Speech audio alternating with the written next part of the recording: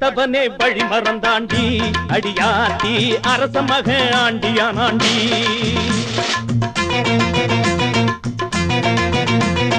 படத்தவனே வழி மறந்தாண்டி அடியாத்தி அரச மக ஆண்டியானாண்டி சேர மக பூத்திருக்கா சோட மக காத்திருக்கா சேர மக பூத்திருக்கா சோழ மக காத்திருக்கா பொண்ணு தர அனுப்பி விட்டான் போலையே இவனுக்கு பொறுக்கவில்லை காட்டி விட்டான் வேலையே ஏய் படத்தவனே வழி மறந்தாண்டி அடியாத்தி அரச மக ஆண்டியானாண்டி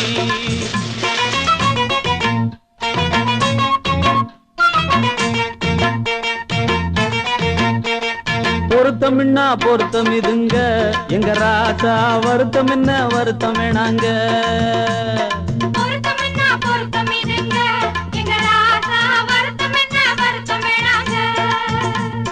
ஜாதகத்தில் சுழி இருக்க தாவி வந்து கிளி அழைக்க இளவரசன் போனதென்ன பாவமா இந்த சபையினிலே சாதிக்கொரு நியாயமா ராசா பொருத்தம் என்ன பொருத்தம் இதுங்க எங்க ராசா வருத்தம் என்ன வருத்தம் வேணாங்க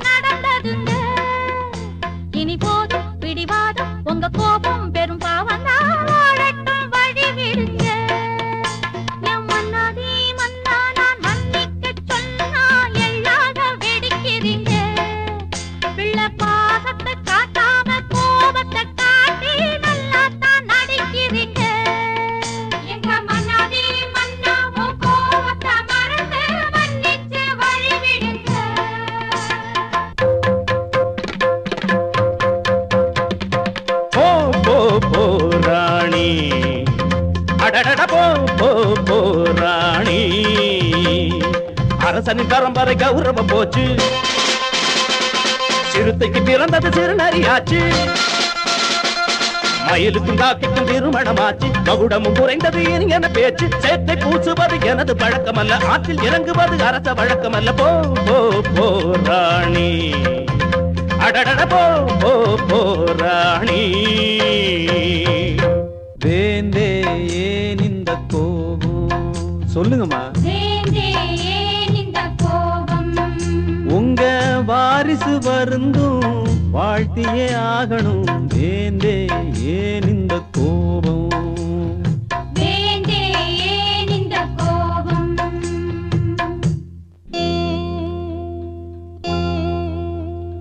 ராசாதி ராசா பெண் பாவம் வேண்டாம் நீ வாழ்த்தவா மன்னவா ஸ்ரீகங்கை ஆற்றில் சிற்றோடை சேர்ந்தால் அது கூட கங்கை அல்லவா ராசாதி ராசா பெண் பாவம் வேண்டாம் நீ வாழ்த்தவா மன்னவா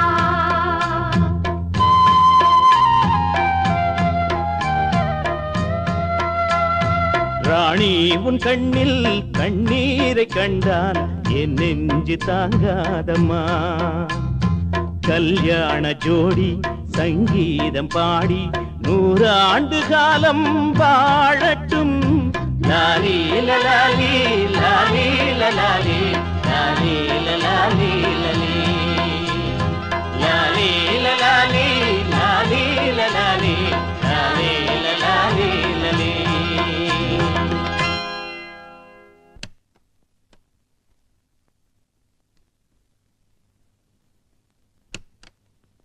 என்னது சாப்பிட்டேனுங்க கோரிக்கை மனுங்க என்ன கோரிக்கை இதேதான் காரல் மார்க்ஸ் சொன்னார்களாமாங்க லெனின் சொன்னார்களாமாங்க ஸ்டாலினும் சொன்னார்களாமாங்க ஏய் அவங்க சொன்னதெல்லாம் எனக்கு தெரியும் இப்ப நீ என்ன சொல்ல போற அது அவங்களுக்கு தானுங்க தெரியும் யாருக்கு அவங்களுக்குங்க செவிட்டு கமலாத்தி போட.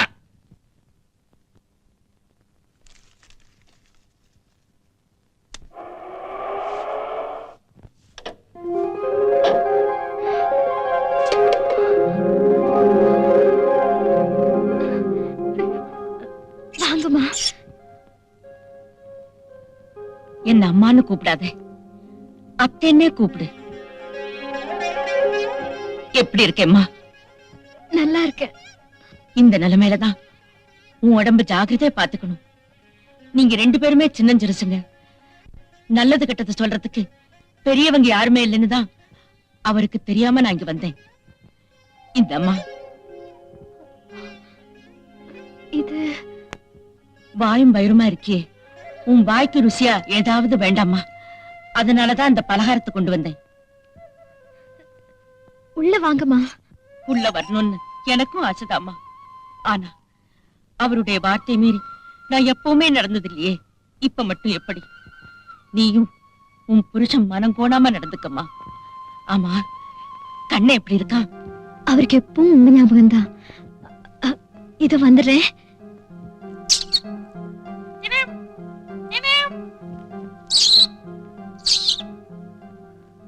இத பாத்தீங்களா? உங்களை பாத்துக்கிட்டே இருக்கணுங்கிறதுக்காக அவரோட நண்பரை வச்சு இது வரைஞ்சிட்டு இருக்காரு. இன்னும் வரைஞ்சு முடியல. இது முடியறதுக்குள்ள நானே வந்துடுவேன்.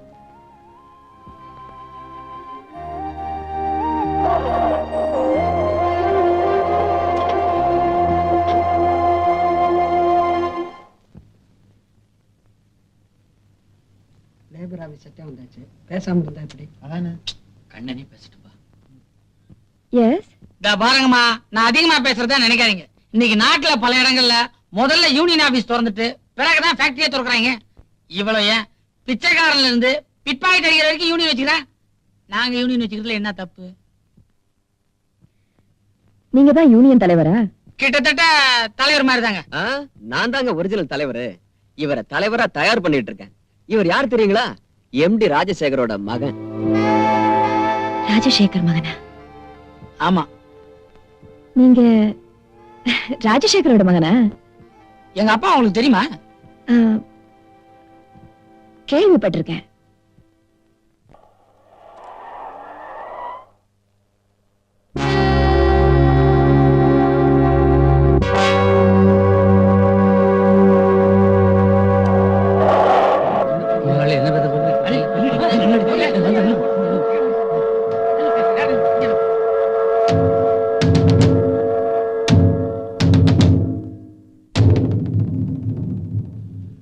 இந்த ஃபேக்டரி கட்டி 25 வருஷம் ஆச்சு. இது வரைக்கும் இந்த காம்பவுண்ட் சுவரெல்லாம் சுத்தமா தான் இருந்தது, உன் மனச போலவே. ஆனா இன்னைக்கு யாரோ எல்லாத்தையும் கெடுத்து நாசம் பண்ணிருக்காங்க. இன்னைக்கு இந்த ஃபேக்டரி இவ்வளவு தூரம் வளர்ந்திருக்குன்னா வெறும் சட்டம் ஒழுங்கு மட்டும் காரணம் இல்லை, நம்முடைய அன்பும் உழைப்பும் தான் காரணம். உங்க மனசையெல்லாம் கெடுத்தது யார்? என் முன்னால வர சொல்லுங்க.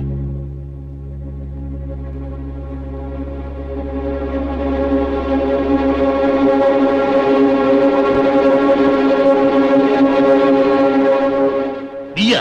இல்ல, நான் ஒண்ணு. வேற யாரு? ஏன் கோழ மாதிரி ஒளிஞ்சுக்கிட்டு இருக்க? வெளியே வா.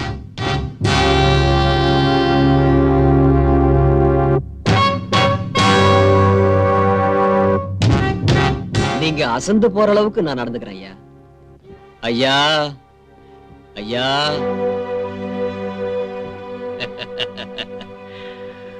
மிஸ்டர், கொஞ்சம் என் கூட வரீங்களா?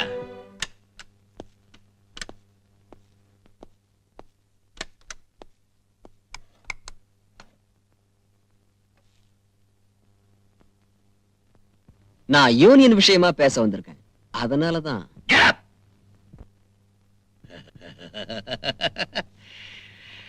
அன்னைக்கு என்ன சொன்னேன்?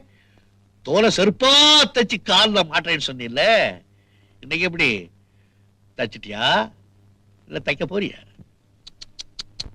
உதாரணத்துக்கு சொன்னதை போய் உடும்பா பிடிச்சுக்கிட்டீங்களே. தேர்தல் சமயத்துல அரசியல்வாதியும் கொடுக்கிற வாக்குறுதியை ஜெயிச்சதுக்கு அப்புறம் ஜனங்களே கேட்கறது இல்ல. நீங்க என்னடான்னா? Shut up! Come to the point. MD sir, இப்ப எனக்கு இருக்கிற பெரிய மார்க்கெட்டே நான் என்ன சொன்னாலும் என் தோழர்கள், அதாவது உங்க தொழிலாளர்கள் கேட்பாங்க. அதனால நான் சொல்றது நீங்க கேட்கணும். இந்த பசங்களுக்கெல்லாம் ஒண்ணும் தெரியாது. இவனுங்க கோரிக்கையெல்லாம் நிறைவேற்றணும்னா நீங்க லாபத்தை பேப்பர்ல தான் பார்க்கணும். அதனால நான் என்ன சொல்றேன்னா, காதும் வச்ச மாதிரி நமக்குள்ள ஒரு அக்ரிமெண்ட். எனக்கு 1 லட்சம் ரூபாய் கொடுத்துருங்க. ராவோட ராவா இந்த ஊரை விட்டே புறப்பட்டு போயிடுறேன். இவனுங்க பிரச்சனையும் தீர்த்து வச்சிடுறேன். நீங்க நிம்மதியா தூங்கலாம். எப்படி வசதி? வேலைக்கு சேர்ந்து 3 மாசம் தான் ஆச்சு. அதுக்குள்ள என்ன வேலையெல்லாம் செஞ்சிருக்கீங்க? உங்களை சும்மா அனுப்பலாமா? 1 லட்சம் ரூபாய் உங்க தகுதிக்கு ரொம்ப குறைச்சல். என் கௌரவத்துக்கு ஏத்தாப்புல நானும் ஏதாவது செய்ய வேணாமா? First you are dismiss bastard. நான் வேலைக்கு சேர்ந்து 90 நாள் ஆயிடுச்சு. இனிமே என்ன டிஸ்மிஸ் பண்ண முடியாதே. இங்க லேபர் கோர்ட்னு ஒண்ணு இருக்கு, தெரியாதா உங்களுக்கு? Get out!